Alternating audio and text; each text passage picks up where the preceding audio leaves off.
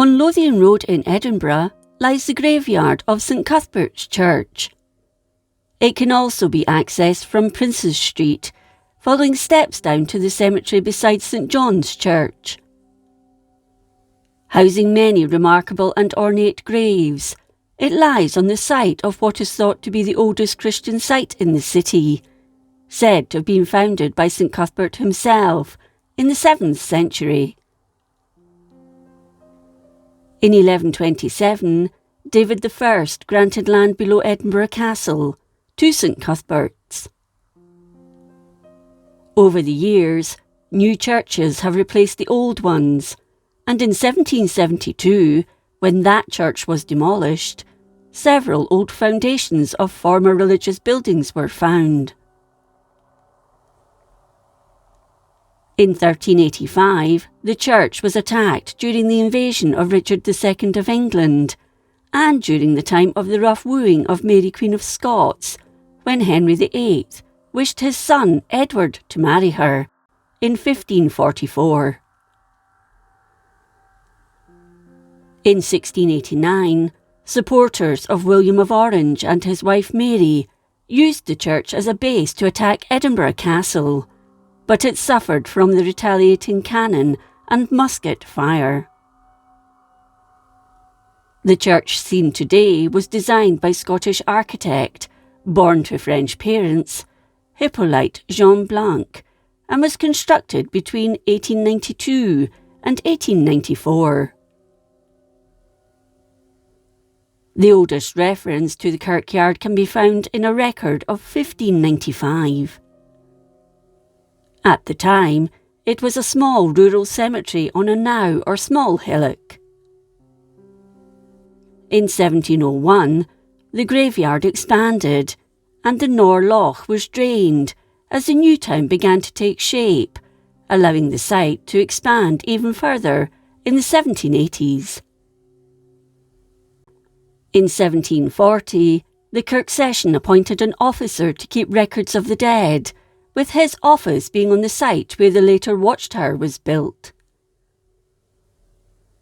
In 1824, the kitchen garden on the north side used by the ministers became part of the graveyard, and in 1831, further land was incorporated into the burial ground.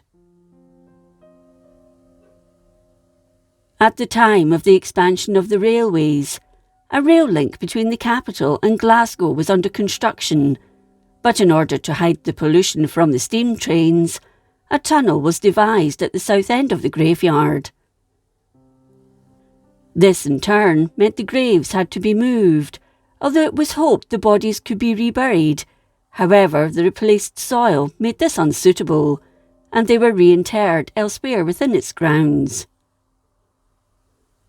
This led to overcrowding, and a report commissioned in 1865, carried out by Henry D. Littlejohn, asserted the graveyard should be closed to future burials.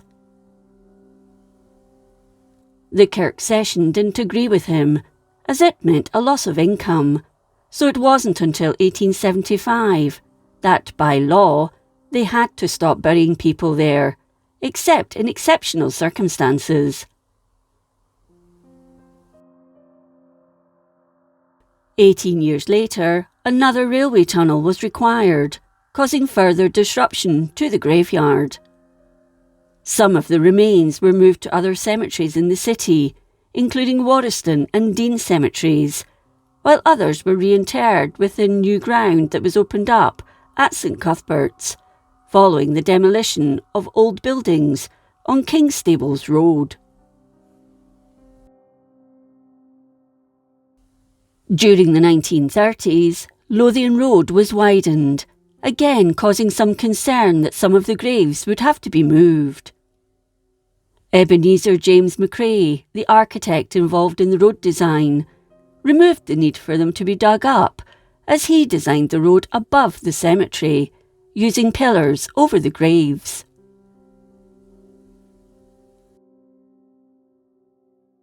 Although improvements in transport links called for graves to be moved throughout the country, St Cuthbert's also suffered from bodies being removed by resurrectionists or body snatchers. In 1738, the boundary walls were renewed and heightened to 8 feet as a deterrent. As before this, the wall was simply used to keep livestock out of the graveyard. The wall had already fallen into disrepair by the turn of the 1600s, with animals such as horses and sheep being able to come in and graze. In 1647, it was described as being surrounded by farmland, with entrances to the southwest and to the east. But bodies still disappeared, and in 1742, the beadle of the church was implicated in several instances of body snatching. Locals were up in arms, and the beadle's house was burned down by an angry mob, so convinced were they that he was involved. Before the watchtower was built as a deterrent in 1827, patrols took place at night, with the guards keeping watch for anything unusual occurring, from 1803. With the passing of the Anatomy Act in 1832, the watchtower became redundant.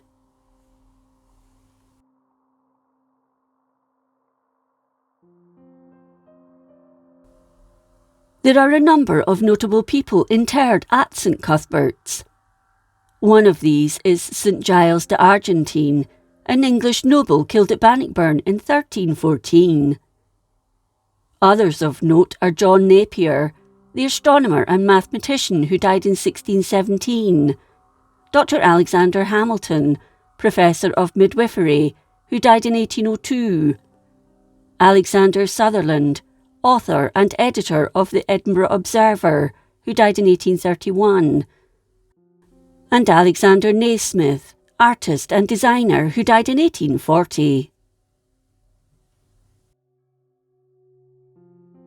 The Reverend David Dixon, who served as St Cuthbert's minister for over 39 years, and died aged 62 in 1842, is also buried there.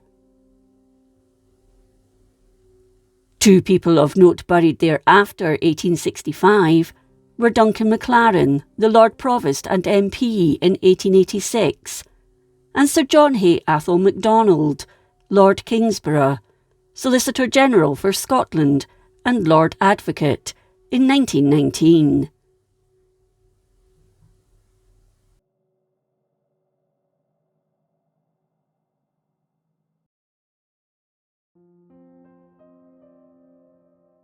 There is also a memorial to James Findlay, Chief Master Gunner of the Royal Artillery, who died on 18th July 1862 at Edinburgh Castle, and is noted for being the city's first 1 o'clock gunner.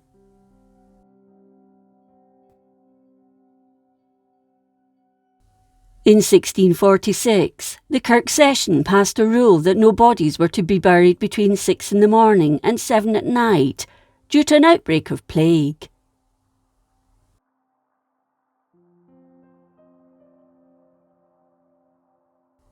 Later in the 19th century, at the time of the cholera epidemic of 1832, specified parts of the kirkyard were set aside to bury the dead.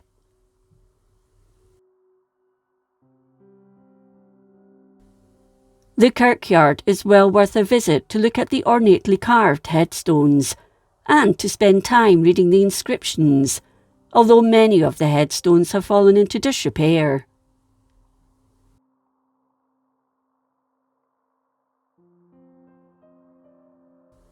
In all, there are over 500 monuments, with 14 tombs and over 220 wall plaques within the 4.5-acre site. All of these have been catalogued.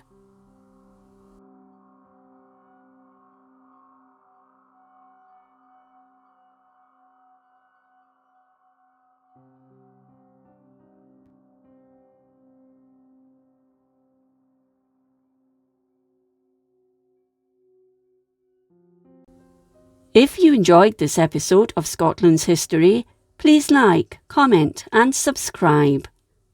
Until next time, thank you for watching.